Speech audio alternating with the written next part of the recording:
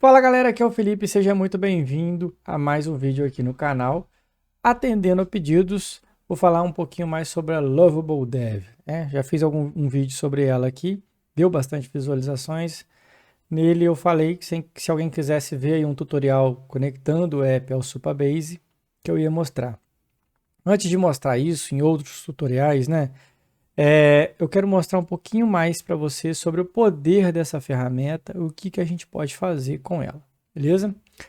Então, vamos lá, vou mostrar aqui um app que eu desenvolvi, né? Então, só dando um contexto para você. Eu tenho 3 filhos e controlar a rotina deles diária em casa é complicado, né? São 3 crianças e para ter a ajuda deles, a gente tem colado na geladeira um quadro de tarefas que eles têm que fazer. Coisas simples, né? Tomar café, ajudar a lavar a louça do café que eles tomaram, escovar o dente, arrumar a cama, coisas básicas aí, já para dar uma rotina para eles e ficar mais fácil também, beleza? Então, com esse quadro lá, eu resolvi criar um app para poder controlar isso no computador. Por quê? Que aí a gente pode fazer. Eles têm um esquema de premiação com essas tarefas, né?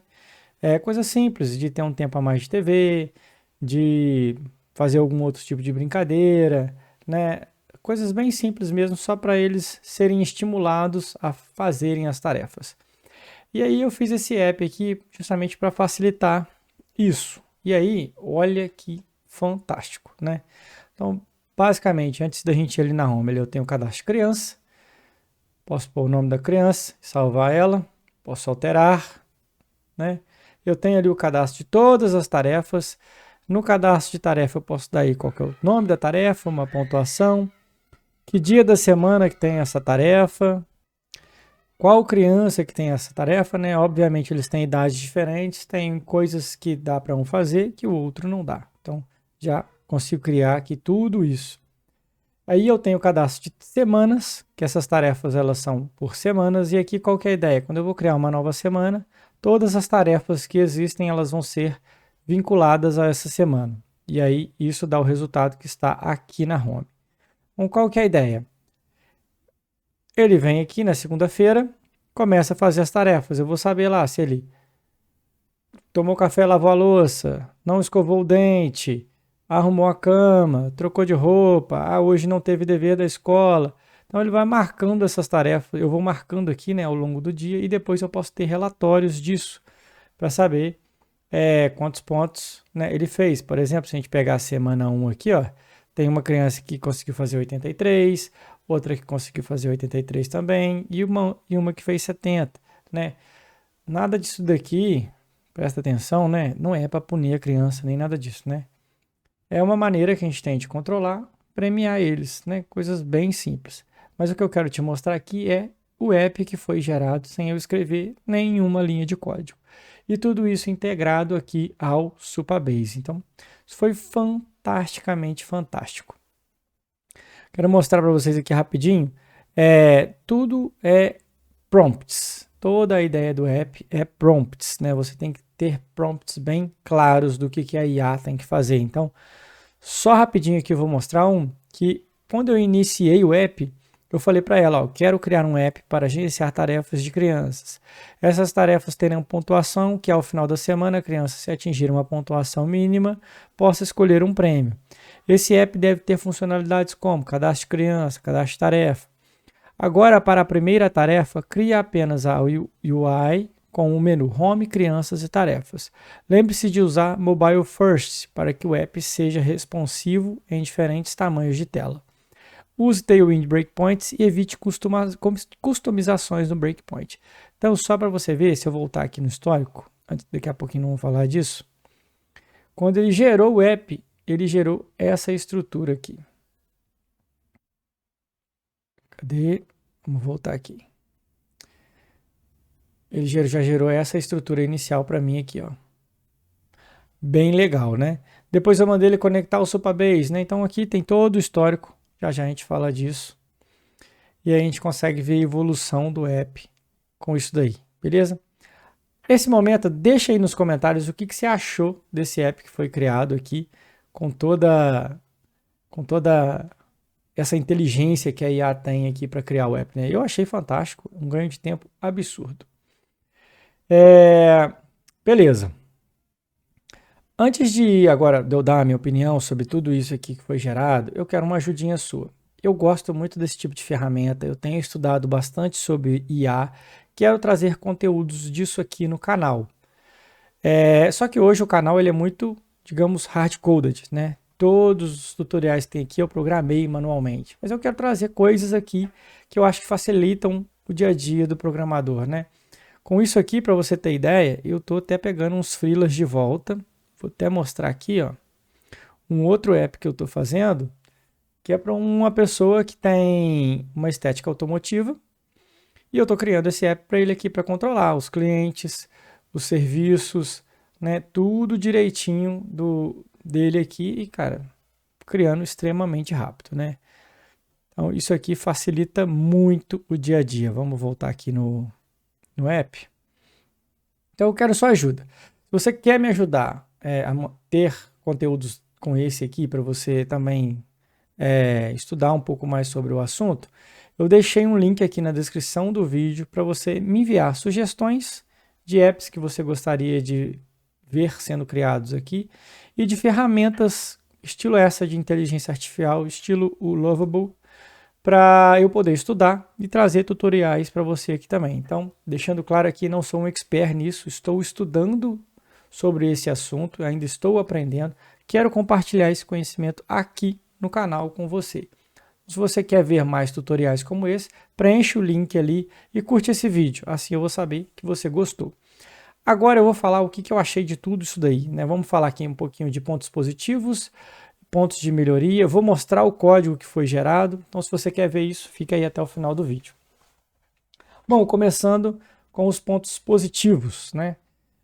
Excelente ponto de start. O ganho de tempo nisso aqui é absurdo, então para você que quer criar um projeto novo, ele criou isso aqui com React e Supabase, como Backend as a Service, né? E o ganho de tempo aqui foi absurdo. Imagina até eu criar todos esses componentes, todas essas telas aí, eu gastaria muito mais do que 5 minutos. Foi o que ele gastou para criar isso tudo aí para mim. Não tudo, né? A estrutura inicial. Você pode ver que teve várias trocas de mensagens aqui até se tornar o app que tem hoje, né? Ele cria código legível para programadores, então assim, se você precisar dar manutenção nisso daqui fora daqui do Lovable Dev, você consegue. Vai ter uma dificuldade ali, óbvio, para entender o código que foi gerado em alguns momentos, mas é possível, né? Vou te mostrar aqui rapidinho, ó, um pouquinho do código que ele gerou aqui. Por exemplo, a listagem de tarefas, a tela de listagem de tarefas, não vamos nem no componente aqui não, vamos na página. A tela ali de listagem de tarefas, você consegue entender aqui, ó, que tem um form, né? Aqui é o componente, os estados que tem, né? Ele está usando o React Root Forms aqui, ele lista as tarefas, ele pega os filhos dessas tarefas, abre ali o modal para adicionar ou editar, a parte aqui que ele faz o save, né? Óbvio, nós programadores conseguimos aí ler esse código e entender o que foi feito. Se precisar dar uma manutenção, a gente consegue. A qualidade do código é boa, inclusive ele sugere refatorar componentes e hooks, qualquer código que esteja muito grande, né? Quer ver? Deixa eu achar aqui uma parte que ele sugere refatorar. Só um pouquinho. Cadê? Aqui, ó. Ele sugere refatorar. E assim, toda vez que ele sugeriu, eu cliquei para usar e realmente, às vezes o hook estava muito grande ou o componente estava muito grande, ele conseguiu fazer um split disso daí em outros componentes, em códigos mais fáceis de dar manutenção depois. Outro detalhe, né? É possível conectar com o Git, né? E fazer todo o histórico de versão lá. Porém, ele não tem uma gestão de branches hoje em dia, então isso para a gente que é programador é complicado. Se você quer ter uma versão em produção e você quer ter ali outros branches para adicionar novas features, você não consegue fazer essa mudança por dentro do Supabase. O Supabase sempre vai commitar no branch padrão. Se você vier aqui, por exemplo, nesse repositório, né, o branch padrão é o main, então ele sempre vai commitar aqui, beleza? Isso é um problema. Porém, ele consegue fazer a gestão de ambiente de preview e de produção. Se você reparar aqui, ó, se eu clicar nessa seta, aqui é o ambiente de preview dele, ou seja, é um ambiente de teste. E se eu tirar esse traço, esse preview traço, ele vira o ambiente de produção. Beleza? Você pode não estar vendo a URL toda aí, eu escondi na edição, justamente para você não acessar o meu app aqui e avacalhá-lo. Mas estou deixando claro para você que existe um preview aqui para você entender que tem esse preview. E aí ele consegue fazer essa gestão. Então, quando eu tenho uma versão final, quero publicar, é só clicar nesse publish aqui e update, que ele vai atualizar lá direitinho, beleza? Então, isso é legal. Porém, né, se você quer fazer uma gestão de branches melhor, né, a cabeça de programador pensando, você não vai conseguir fazer. Pontos de melhoria. Ele adicionou todos os componentes do ChatCN. Então, se a gente vier aqui em componentes de UI, você vai ver que tem todos os componentes do ChatCN aqui. Então, assim, tem muito código desnecessário aqui. Isso não foi legal. Tem bastante código duplicado. Vou mostrar alguns exemplos para você aqui. Se a gente vier aqui, ó, no type task, existe ele aqui nesse componente de tasks. Existe ele no componente de lists, de Wix. Você pode ver que são muito parecidos, né? Só tem um campo a mais ou um campo a menos. Então, assim, daria para fazer a gestão disso melhor. Encontrei array duplicado aqui também. Ó, existe esse array em vários componentes, que é o Days of Week, tá vendo? Poderia estar num lugar só. Seria bem mais fácil. Um outro detalhe, ele não utilizou variáveis de ambiente. Então, a integração com o Supabase, por exemplo, aqui, ó, ele colocou toda a chave dentro aqui desse arquivo. Por mais que ele colocou aqui que esse arquivo foi gerado automaticamente, daria para usar variáveis de ambiente com isso daqui, né? Então, quando eu for fazer um deploy fora, com certeza eu vou modificar isso daqui e quero até entender se ele consegue trabalhar com variáveis de ambiente para a gente não deixar isso dentro do código. Que mais? Ó, os CRUDs são feitos em um único componente, o que dificulta aí a manutenção futura, criar testes unitários. Então, se a gente vier aqui na página de tarefas, você vai ver que está tudo aqui, ó, o formulário, a listagem de tarefas, tudo isso aqui é um componente até muito grande. Você vê a quantidade de código, 575 linhas de código. Então, para o futuro, a manutenção disso aqui pode ser um problema. Já falei, né? Ele não tem uma gestão de branches, mas ele permite internamente fazer essa gestão de ambiente de teste e de produção. Isso é um ponto negativo e um ponto positivo ao mesmo tempo, beleza? Ele se perde em alguns momentos e não implementa o solicitado. Bom, hoje eu estava tentando fazer essa feature aqui, ó, de ordenar tarefas. Poder ordenar. A minha ideia não era fazer essa feature aqui. Era para fazer a feature aqui na listagem de tarefas. Porém, ele fez aqui. Só que ele começou a dar muito erro. Se você vier aqui, o momento que eu pedi, ele começou a dar muito erro. Mas o erro partiu de mim. Eu deveria ter feito prompts menores, mais sucintos. Cadê? Aqui.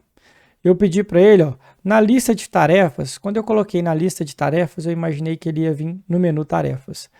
Coloquei lá, altere para exibir os itens um abaixo do outro. Permita ordenar os itens manualmente e salve no banco de dados a ordem. Aí depois eu coloquei, na home, passa a exibir as tarefas na ordem salva pelo usuário. Então a ideia era ele nessa tela criar essa ordenação e aqui exibir a parada, as tarefas ordenadas. Só que ele se perdeu. Ele criou o campo na tabela certa, tudo direitinho, porém ele começou a dar um monte de erro. Aí ele sugeriu refatorar, refatorei, ele começou a dar erro, ele não instalava o pacote, que é esse DND Kit. Ele não instalava corretamente, começava a dar um monte de erro no build aqui, ele ficou dando erro, até que do nada um tempo depois, ele apareceu com isso daqui aqui. Essa ordenação de tarefas aqui. Então, assim, inclusive ele está até salvando isso daqui aqui, acredito que em memória. Não tenho certeza.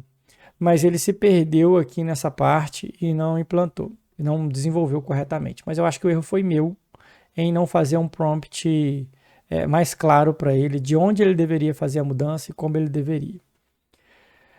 No Supabase, eu não tenho muita experiência com o Supabase, mas o que eu encontrei lá foi, ele encontrou problemas de segurança. Então, se a gente vier aqui no Supabase, na parte de banco de dados, e vier nesse, aliás, não é nem na parte banco de dados, nesse Advisors, ele colocou aqui que não está usando o Role Level Security para uma tabela. Esse Role Level Security, pelo que eu entendi, nada mais é de que o usuário é o único capaz de ler os dados do próprio usuário que está logado. Ele faz isso internamente. Então, se eu tivesse multi-usuários, eu só retornaria dados do usuário que tem acesso àquele registro. E aqui está desabilitado isso. Então, ou seja, qualquer um pode ler. Aí ele está dando isso como erro. E ele detectou, está dando uma warning aqui também numa function. Outro detalhe, já que a gente entrou na function, ele criou aqui uma trigger totalmente e uma função totalmente desnecessária. Então ele criou uma trigger nessa tabela aqui, que sempre antes do update, ele vai rodar essa função. E se você for na função, essa função aqui nada mais é que seta a data de atualização. Então é desnecessário, dava para fazer isso aqui dentro do código. Na parte aqui que ele faz essa edição, setar essa data. Não precisaria ficar esse controle no banco de dados. Inclusive, depois eu vou remover isso daqui. E como ponto negativo, você só consegue no plano gratuito trocar 5 mensagens por dia. Então, você tem que ser muito assertivo na mensagem que você quer fazer, no prompt que você quer fazer, para que você consiga ter um bom andamento ali do desenvolvimento do seu app. Ou se não, você paga o plano pago. Se você vier aqui na parte de preços, deixa eu ver se eu acho aqui. Achei aqui a parte de preços. Você tem o Starter, que você consegue melhorar um pouco aqui a troca de mensagens, porém são $20 por mês, E o dólar, vou abrir a calculadora aqui para você ver, 5,80 vezes 20, 5,80 vezes 20, você vai pagar aí em R$116 por mês. Será que é necessário? Tá caro, Aqui você acaba com um limite mensal ao invés de limite diário. Então, nesse plano aqui, você ainda tem 100 trocas de mensagens ali, que são 100 prompts por mês. É muito, é pouco? Não sei. Dependendo, você consegue criar um app só e às vezes com a primeira mensalidade que você cria, isso você paga, não sei. Então, poderia às vezes ser mais mensagens por dia, mas eu sei que o custo de IA é alto, Beleza. Deixa eu só aumentar um pouquinho aqui a minha câmera. Vamos trocar uma ideia final. Para mim, o resultado que foi gerado aqui com essa ferramenta ela é incrível. Continuo achando que ela é uma ferramenta para programadores ou para pessoas que são desemboladas. Aquela pessoa que consegue se dar bem com tecnologia, estudou bastante sobre prompts, Eles têm aqui uma parte de documentação fantástica também, ensinando como que você deve criar os prompts para ele fazer melhor, entregar melhores resultados. Agora, uma pessoa totalmente leiga, tem uma ideia de app, chega aqui querendo criar, vai passar muito aperto. Ainda acho que não chegamos nesse ponto. Acho que isso já é o presente, não adianta correr. Eu vejo muitos programadores falando aí que a IA não vai substituir o dev. Cara, a verdade é que a IA é uma ferramenta para o dev. Eles não querem acabar com o dev, eles querem criar ferramentas para o dev. Cara, me fala, se você que é leigo, está assistindo esse vídeo, você consegue entender alguma coisa do que está escrito nesse código aqui? Tenho certeza que você vai passar dificuldade. Então, um programador consegue lidar muito melhor com isso. E o ponto de start para você criar uma coisa nova, então a galera que está criando startup, uma galera que trabalha com freelance, isso aqui é fantástico. Você cria uma estrutura inicial ali e depois tira daqui e começa a desenvolver a parte que é só implementando melhorias pequenas, correção de bugs. Você tira isso daqui do Lovable Dev, vai direto no código, você vai ganhar muito tempo. Então a minha ideia é, eu tenho estudado bastante sobre como desenvolver coisas mais rápido, né? Escrever menos código, fazer menos coisas na mão. Isso aqui para mim é fantástico. Estou utilizando, quero testar outras ferramentas, quero trazer isso aqui no canal. Para isso, lembrando, deixei o link na descrição. Escreve lá, preenche. Não vai demorar nem 5 minutos do seu dia. Você vai me ajudar a trazer novos conteúdos para o canal. Beleza? Espero que você tenha gostado. Curte, deixa aí o que você mais gostou e até a próxima. Valeu!